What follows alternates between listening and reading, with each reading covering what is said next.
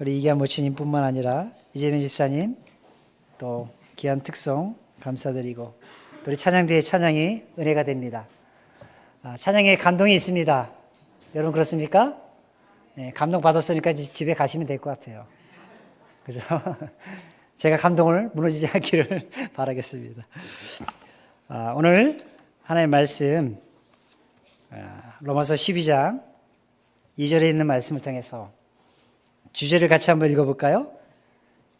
익숙함을 경계하고 친밀함으로 나아가라.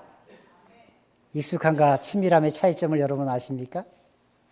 부부도 익숙한 부부가 있어요. 오래 살다 보면 30년, 40년, 50년 그 이상을 살다 보면 늘 아내가 얘기하는 것, 그 잔소리가 그 잔소리고 남편이 얘기하는 것, 늘 같은 말, 똑같은 말 반복해서 할 때가 있습니다. 그러다 보면 익숙해져 있죠. 삶이. 그 사람과 삶이 그렇고 마찬가지로 우리의 예배도 늘 매주마다 이곳에 와서 예배드리다 보면 그냥 드려지는 그 모든 순서가 형식에 치우져 익숙함에 치우칠 수 있습니다. 그러다 보면 우리 삶이 매너리즘에 빠질 수 있고 예배가 그냥 흘러갈 수도 있습니다. 그런 익숙함들을 우리가 경계하고 하나님과 더욱더 친밀함으로 나아갈 수 있는 이 아침이 되고자 이 말씀을 함께 나누고자 합니다. 오늘 말씀에 오니까 너희는 이 세대를 본받지 말라. 이 세상의 것들, 하나님 외에 다른 것들, 공중의 권세 잡은 사단이 지배하는 이 세상의 것들을 본받지 말라 말씀하시면서 오직 마음을 새롭게 함으로 변화를 받아 하나님의 선하시고 기뻐하시고 온전하신 뜻이 무엇인지 분별하도록 하라라고 우리에게 권면하고 있습니다. 사랑하는 성도 여러분, 대부분의 많은 그리스도인들은요 영적인 삶의 변화를 꿈꿉니다. 여러분 어떻습니까? 영적인 삶의 변화와 열매를 바라고 있습니까? 그것도 매주 하나님의 말씀을 통해 우리는 우리의 마음이 늘 새로워지기를 갈망합니다. 자, 그렇다면 날마다 우리의 삶이 또 우리의 마음이 이와 같은 새로운 마음을 얻기에 필요한 것들은 과연 무엇일까요? 마음이 새로워지기 위해서는 그 무엇보다도 우리는 하나님을 바라보아야 합니다. 하나님을 바라야 되는 것입니다. 누구를 바란다는 것은 그분을 갈망한다라는 것입니다. 목마른 사슴이 시냇물을 찾기에 갈급한 같이 우리도 주님을 찾기에 갈급한 심령으로 나아가야 그분을 만날 수 있습니다. 그분을 내 삶의 중심으로 살아가겠다는 분명한 인생관의 확립이 우리에게 필요합니다. 또한 어떤 상황 속에서도 흔들리거나 잘못된 방향으로 변질되지 않도록 확고한 믿음 또한 우리에게 필요한 그러한 시기에 우리는 살고 있습니다. 하지만 여러분도 잘 알듯이 어느덧 신앙생활을 하다 보면 어느 것 하나하나 모든 것이 다 처음에는 어색하고 불편했는데 생활하다 보면 익숙해져 버리는 그러한 시점에 이를 때가 있습니다. 신앙생활에 익숙해지다 보면 자신이 잘 변화되지 않는 그 모습을 보게 될 때도 있습니다. 매주 선포된 말씀을 듣고 새롭게 결단을 하고 예배당문을 나서지만 막상 현실 앞에 닥친 나의 모습을 보면 곧 나의 결단이 무너지는 것을 우리는 경험합니다. 이렇듯 늘 새로운 변화를 받기 원하지만 그러지 못한 이유들을 우리는 알아야 할 것입니다. 그 이유들을 살펴보면 이럴 때가 있습니다. 한때 나는 변화를 시도하고자 노력했고 그렇게 살았지만 변화 속에 어떠한 목표도 이루지 못하고 실패를 경험한 적이 있을 것입니다. 그러할 때 그런 과정 속에서 때로는 깊은 상처를 경험할 때 시도조차 못하고 변화를 꿈꾸기보다는 그저 현실 앞에 안주하는 자신을 경험할 때가 있습니다. 모든 사람들은 신앙생활을 하다 보면 나름대로 하나님 안에서 좀 더 잘하기 원하고 신앙의 변화를 꿈꾸지만 결코 우리가 꿈꾸고 결단하고 기도한다고 해서 쉽게 변화되는 것은 아닌 것을 보게 됩니다. 그리고 그 변화의 시점에서 우리는 교회가 변화돼야 된다, 성도 누구누구가 변화된다라고 말하고 이야기하고 있지만 정작 자기 자신이 변화받지 못하는 그런 것도 깨닫게 됩니다.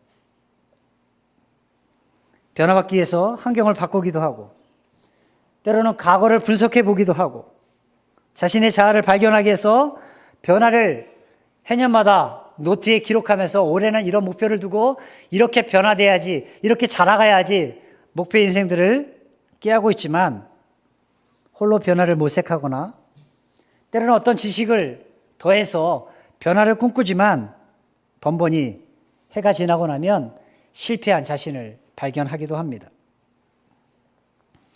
그러나 이런 방법들은 모두가 변화를 꿈꾸기 위해서 우리가 노력하는 방법이 옳은 방법이 아닌 것을 우리는 성경을 통해서 알게 됩니다. 변화하기 위해서 가장 중요한 것은요, 바로 내가 문제라는 것을 인식해야 한다는 것입니다.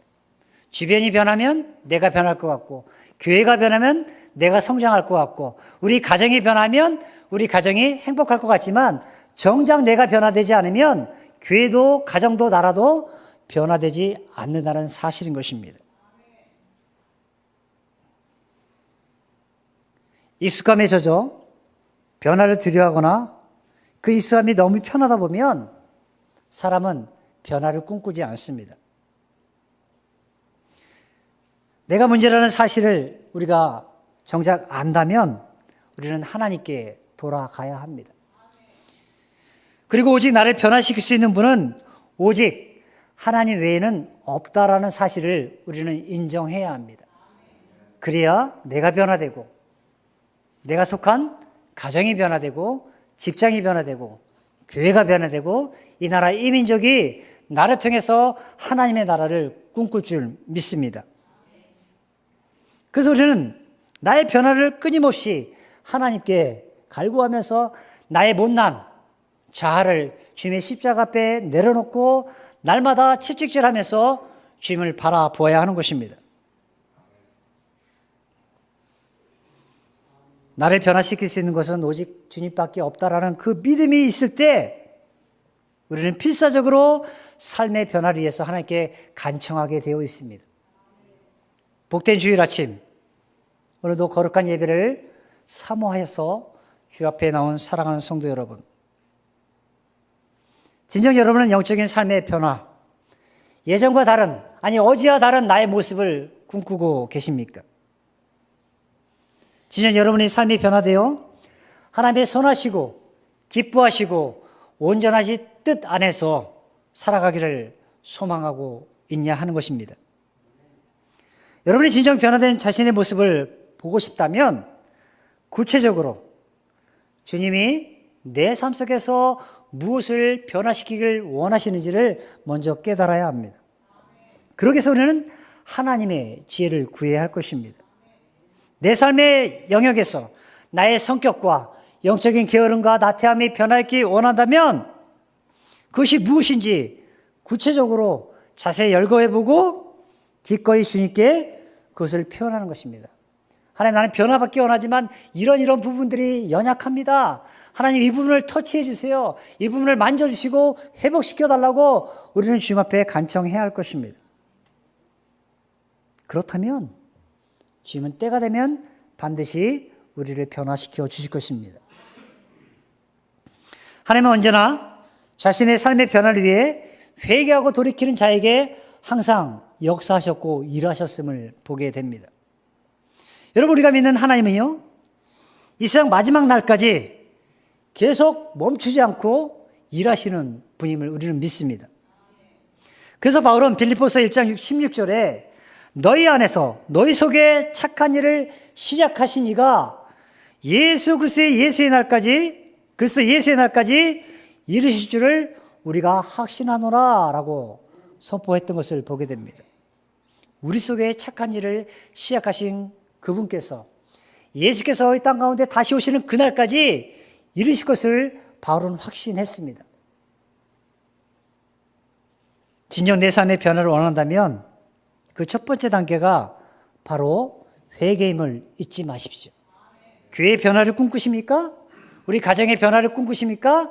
이 나라 이 민족이 복음으로 다시 말미암아 하나님의 이름을 높이 외치는 대한민국이 되기를 소망하십니까? 그렇다면 우리 자신의 모습을 먼저 발견하고 하나님 앞에 철저히 우리 자신을 되돌아보며 회개할 것을 회개하고 뉘우쳐야 할 줄 믿습니다. 내 자신이 변화되지 못하고 있는 부분들에 대해서 진짜 자기 성찰을 통해서 회개가 선행되지 않는다면 더 이상의 변화는 일어나지 않습니다. 여러분, 평택교회가 변화되지 원하고 있지 않습니까? 새로운 부흥의 불길이 이곳에 타오르기를 우리가 갈망하고 있지 않습니까? 그렇다면 내 자신이 변화되어야 합니다. 그러나 내 자신이 변화되기 위해서는 진정한 회개가 따라야 한다는 것입니다. 진정한 회개만이 내 영혼의 회복을 낳을 수 있음을 믿으시기 바랍니다. 그래서 우리는 자기 자신을 늘 성찰해보고 반성하고 살피면서 하나님 앞에 늘 경건하고 거룩한 삶의 모습으로 나아가야 할 줄 믿습니다. 오늘 말씀에 여기 익숙함이라는 단어가 우리가 주제를 정해보았습니다. 익숙함. 여러분, 익숙함의 반대말이 무엇인지 아십니까? 아마 익숙함의 반대말은 변화가 아닌가 생각해 봅니다. 여러분, 우리가 익숙한 것을 바꾸려면 변화가 필요합니다. 매일 내 삶의 영적인 모습이 변화되어 새로워지지 않는 것은 현재의 삶이 너무나 편하고 익숙해져 있기 때문입니다. 신앙생활도 마찬가지입니다. 교회 사역도 매 한 가지입니다. 그러므로 우리는 우리의 신앙생활의 익숙함을 경계하고 하나님과 좀 더 친밀함으로 나아가야 하는 것입니다.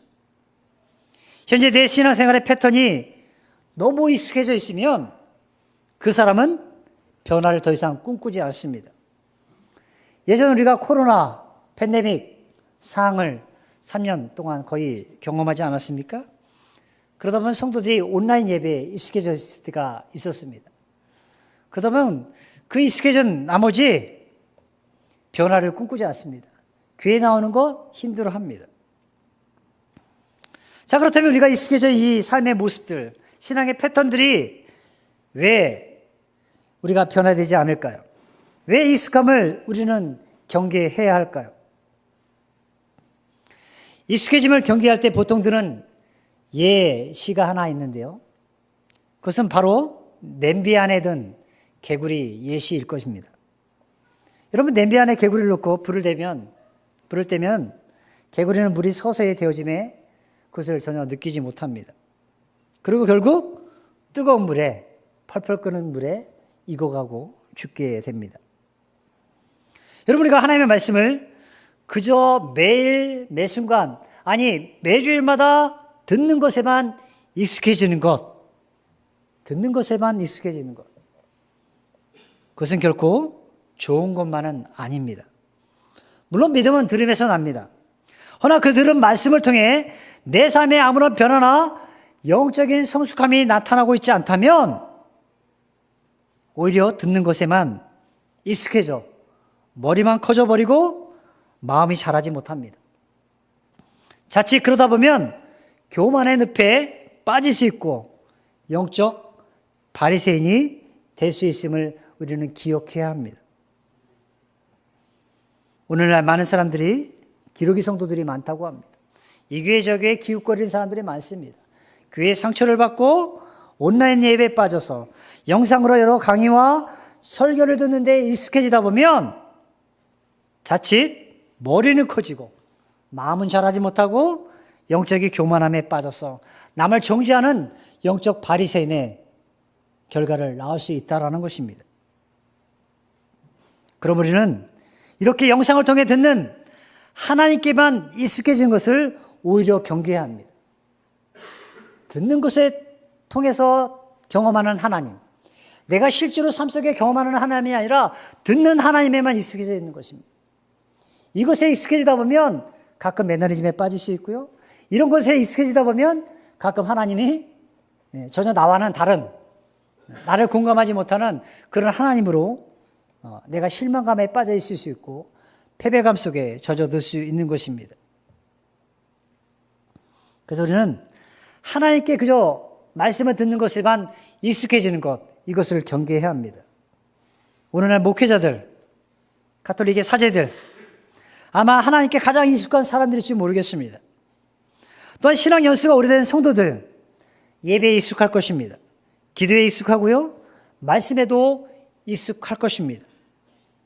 그러다 보면 그 익숙함 때문에 자칫 우리의 신앙생활이 망할 수도 있음을 우리는 알아야 한다는 것입니다. 여러분, 모든 것에 익숙함이 반복되다 보면요, 전혀 감동이 없습니다. 감동이 사라집니다. 그 말씀 내가 다 아는 것이지. 그 찬양 내가 아는 거야. 또 뭐 하네? 라고 생각하다 보면 감동이 사라집니다. 무뎌지게 됩니다. 예배와 찬양이 형식이 되어버립니다. 경건한 삶은 매너리즘에 빠져버리기 쉽고, 하나님과의 친밀함은 온데간데 없이 그저 듣는 하나님, 경험하는 하나님이 아니라 그저 듣는 하나님, 목사의 목소리를 통해서 듣는 하나님에만 빠져버리는 것입니다. 중세시대의 교황을 비롯한 가톨릭 사제들이 그러했습니다. 그들은 말씀에 가장 익숙했고 예배에 가장 익숙했던 사람들이었지만 하나님과는 전혀 친밀하지 않았습니다. 그들은 익숙함 때문에 무뎌지게 됐고 썩어가기 시작했습니다. 익숙함에 빠져 변화되지 않았던 것입니다. 그러나 그 익숙함을 깨뜨리고 새롭게 변화됨을 외치며 개혁과 변화를 시도했던 사람들이 바로 우리가 믿는 우리의 믿음의 선배들이었음을 여러분 기억하시기 바랍니다. 만약 오늘 많은 이들이 교회에 나오는 이유가 그저 교회에서 감투 하나 쓰기 위해서 나온다고 생각해 보십시오. 심각한 문제이죠. 오늘 어떤 교회 가면 다 감투를 씁니다. 안수 받지 않아도 여자들에게도 안수 주고 안수하지 않고도 집사라는 호칭을 하죠. 왜? 그래야 교회에 더욱더 헌신하고 봉사하기 때문에. 아울러 친목을 위해 친교와 운동경기, 야유회 때문에 교회에 온다고 생각해 보십시오. 그뿐입니까? 그저 신앙생활하는 것이 그 누군가에 의해서 억지로 이 자리에 끌려 나왔다고 한번 생각해 보십시오. 이것 또한 우리는 경계해야 할 것입니다. 신방을 가야 겨우 교회에 온다면 이것 또한 문제일 것입니다. 누군가 억지로 자신을 인도해야 교회에 나오는 것, 이것 또한 문제입니다. 이 핑계 저 핑계 대며 교회에 잘 빠지는 것도 문제이고요. 이 교회 저 교회 왔다 갔다 하는 것, 이것을 이상히 생각하지 않는 것도 문제일 것입니다. 정말로 심각한 것은 자신의 사업을 위해, 즉 사업적 목적을 갖고 무슨 실속을 찾으려는 목적으로 교회에 다니는 사람들도 있습니다. 어떤 교회에서는 부모님 장례식 예비를 위해 나오는 사람도 있다고 합니다. 그 교회에 성도들을 위한 그런 장례위원이 준비되어 있고 또 돌아가시면은 선산이 있는 거예요. 교회 나름대로의 그런 선산이 있듯이 그런 산소가 있는 거예요. 그러니까 그것 때문에 부모님 연로하면 교회 다니는 사람도 있다고 합니다. 또 교회에 나와서 가시 노릇하면서 공동체를 해치는 파괴주의인 그런 교인들, 성도들도 있습니다. 그러나 이런 형태에 익숙해져 있는 교회의 모습은 결코 건강한 교회의 모습이 아닙니다. 모든 것이 당연하듯 좋은 게 좋은 것이지 생각하면서 그저 하나님의 사랑만을 외치고 거짓과 불의에 타협한다면 이것 또한 심각한 문제입니다. 물론 하나님 사랑의 하나님이십니다. 그러나 동시에 하나님은 우리가 두려워할 분이심을 잊지 말아야 합니다. 우리가 하나님의 사랑을 알고 하나님의 두려움을 모른다면 그 신앙은 자칫 방종에 이를 수 있음을 우리는 기억해야 합니다. 이것은 마치 가정에서 자녀들이 아버지를 무시하는 것과 같습니다. 자녀들은 아버지를 사랑하면서 두려워할 줄 알아야 그 가정이 건강합니다. 여러분, 이 시대의 문제 가운데 하나가 무엇인지 아십니까? 그것은 두려워할 자를 두려워하지 않고 경홀히 여긴다라는 것입니다. 교회도 마찬가지입니다. 우리가 두려워할 뿐, 그분을 두려워하지 않고 그분을 경홀히 여기는 그 행태들, 모습들이 오늘날 교회도 존재합니다. 그러므로 우리 모두는 하나님을 바로 경외함으로 말미암아 균형 있는 신앙생활을 해야 할 줄 믿습니다. 전도서 12장 13절로 14절을 보니까 내가 하나님을 경외하고 그 명령들을 지킬지어다. 이것이 모든 사람의 본분이니라. 하나님은 모든 행위와 모든 은밀한 일을 선악간에 심판하시는 분이다 라고 분명히 말씀하고 있습니다. 사도 바울은 오늘 본문 말씀을 통해 너희는 이 세대를 본받지 말라 우리에게 권면하고 있습니다. 그리고 우리에게 말하기를 변화를 받으라, 변화를 꿈꾸라 말씀하고 있는 것입니다. 여기 변화라는 말 속에는요, 항상 계속적으로 날마다 새롭게 되어야 한다는 의미가 내포되어 있습니다. 매주 말씀을 통해서 매일 아침 주님과의 교제를 통해서 우리의 삶은 자라가야 한다는 것입니다. 즉 우리는 성화를 꿈꾸며 자라가야 한다는 것이에요. 성화 속에서 성령의 열매들을 맺히며 자라가야 하는 것입니다. 여러분, 우리가 이 세대를 본받고 있다는 것, 그것은 이 세대에 그저 순응하고 산다라는 말이겠죠. 그것은 이 세상의 신, 공중의 권세 잡은 자, 사탄이 다스리는 악한 세대에 그저 순응하며 살아가는 것입니다. 이것은 내 자신을 타락한 인간 문화의 틀 속에 밀어넣는 것과 동일한 것입니다. 내 속에 하나님의 생각보다 사람의 생각에 더 많이 관심을 가지고 그곳에 기울이는 것과 마찬가지인 것입니다. 하나님 나라의 특징보다 이 세대의 표적들을 더 생각하고 그런 것들을 본받는 것, 그것을 성경은 이 세대를 본받는 것이라고 정의하고 있습니다. 물론 우리 그리스도인들은 이 세상에 살고 있습니다. 그러나 우리는 이 땅 가운데 속하지 않은 사람임을 알아야 합니다. 오직 우리의 심의권은 하늘에 있음을 우리는 알아야 하는 것이죠. 물론 우리는 주님의 부르심을 받을 때까지 이 세상 속에 살아갈 것입니다. 그렇다고 해서 우리는 이 세상 것들을 본받을 필요는 없습니다. 이 세상이 추구하는 가치의 삶의 스타일들, 죄된 행동들을 그대로 따라할 필요는 전혀 없다라는 것입니다. 그럼 우리가 이 세상 것들에 익숙해지지 않기 위해서 필요한 것은 날마다 매 순간 마음을 새롭게 함으로 변화를 받는 길밖에 없다라는 거예요. 그래서 우리는 매일 아침 기도를 하든 성경을 통독을 하든 말씀을 읽는 것입니다. 저도 어제 새벽에 통독 저도 힘들더라고요. 계속 틀어놓고 들으면서 잠을 청하기도 했는데 여러분들 쉽지 않죠? 통독하기 쉽지 않습니다. 그러나 말씀은 우리의 심령을 쪼개고 우리를 변화시키는 능력이 있음을 믿기 때문에 어렵지만 우리가 성경 통독하는 것입니다. 여러분 성경 통독 어려우신 분들 괜찮습니다. 매일매일 한순간 말씀을 통해서 우리를 변화시키고자 하시는 그 하나님의 음성에 우리가 반응하고 있다면 우리는 자라가고 있는 것입니다. 우리는 그 속에서 열매를 맺을 것입니다. 그리고 그러한 삶의 모습을 통해 우리 하나님 영광 받으실 줄 믿습니다. 왜냐? 마음을 새롭게 함으로 변화를 받는 그 변화의 열쇠는 하나님의 말씀임을 우리가 믿기 때문입니다. 우리의 하나님의 말씀은 우리의 생각을 새롭게 할 것이고 현실에 대한 우리의 잘못된 인식을 올바로 일깨워 주기 때문인 것입니다. 이렇듯 그리스도의 변화는 우리의 내면, 우리의 마음으로부터 시작된다라는 것입니다.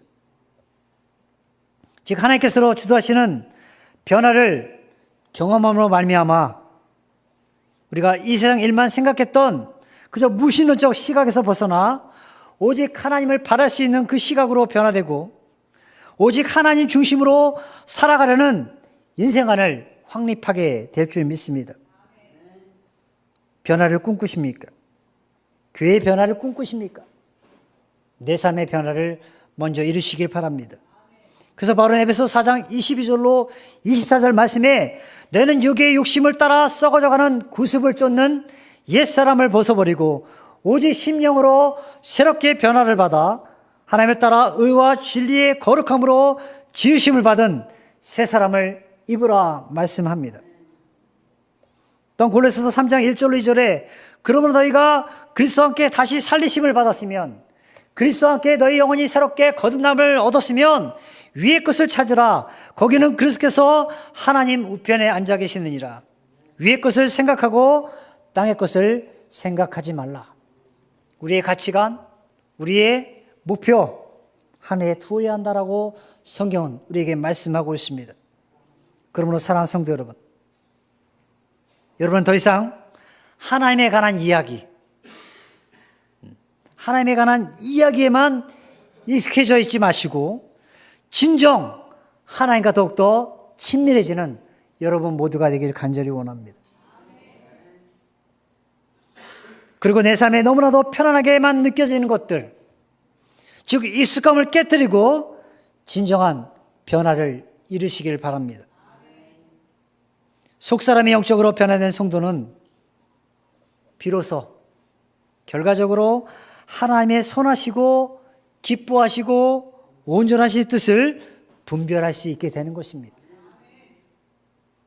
하나님의 뜻과 일치될 때 하나님은 기뻐하십니다.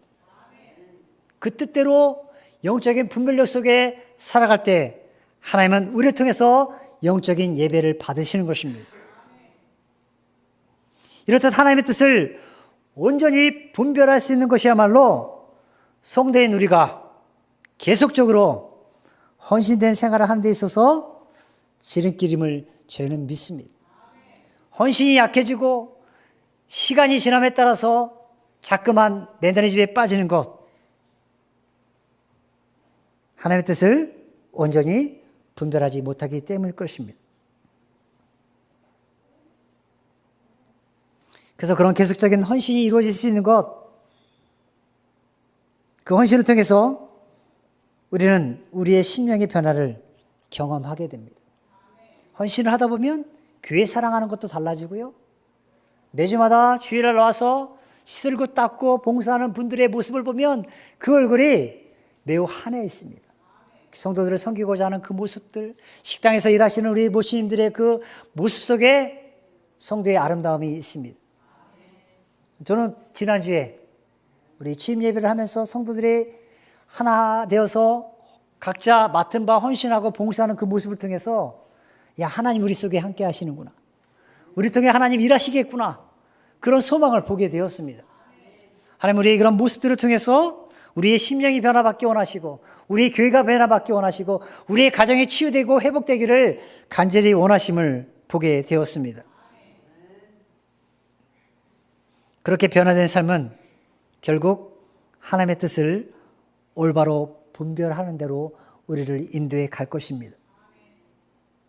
결국 하나님의 뜻을 올바로 분별할 때 우리로 하여금 하나님은 믿음으로 승리하는 삶을 가능케 하신다라는 것입니다. 끝으로 저는 여러분 모두가 날마다 그 하나님의 뜻에 맞게 나를 변화시키는 영적인 민감함에 더욱더 깨어있기를 간절히 원합니다. 익숙함과 타성의 간성을 깨고 하나님과의 친밀함으로 더욱 나아가는 그러한 영성을 우리 교회가 회복하기를 간절히 원합니다. 그러므로 사랑하는 성도 여러분, 익숙함을 깨트리고 친밀함으로 나아갑시다. 그리고 날마다 새롭게 함으로 변화를 받아 승리하는 삶을 살아갈 수 있기를 원합니다. 그저 그동안 하나님의 말씀을 듣는 것에만 익숙했다면, 아니 변화된 삶을 살지 못했노라면 진정 이 시간 주님 앞에 여러분 자신을 내려놓고 회개함으로 말미암아 변화를 받아 영적인 삶의 축복을 누릴 수 있는 우리 모두가 되기를 간절히 소망합니다. 이 시간 함께 기도하시겠습니다.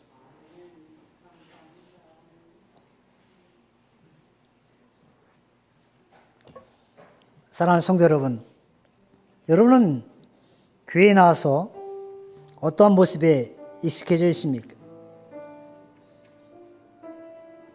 그저 예배드리는 것이 형식에 치우쳐 그저 하나님 말씀에 듣는 것에만 익숙해져 있다면 오늘 이 시간 이후부터 익숙함과 타성의 간성을 깨고 하나님께 친밀함으로 더욱더 나아갈 수 있는 우리 성도님들 되길 간절히 원합니다.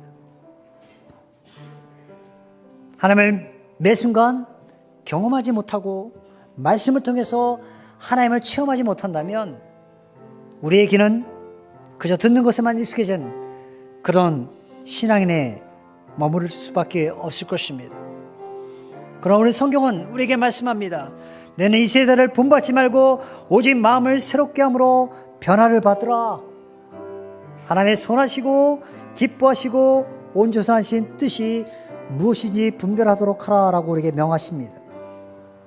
그러기 위해서 내 자신의 변화를 꿈꾸시기 바랍니다. 그리고 진정 회개함을 통해서 새롭게 변화함을 받고 영적인 삶의 축복을 누릴 수 있는 우리 모두가 되길 간절히 소망합니다. 이 시간 주님 앞에 여러분 자신을 내려놓고 기도할 수 있는 귀한 시간 되기 원합니다.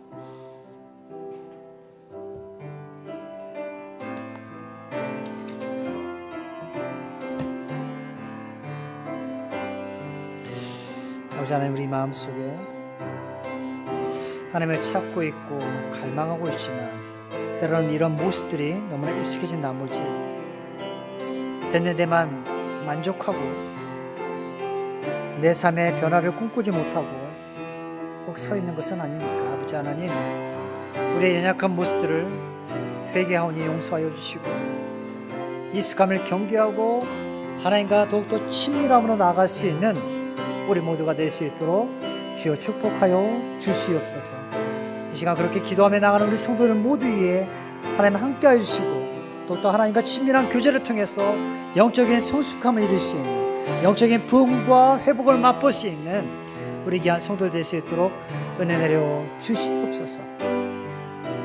다시 한번 귀한 말씀을 감사하고 은혜 한량 없으신 예수를 이름 받들어 감사하며 기도드렸습니다.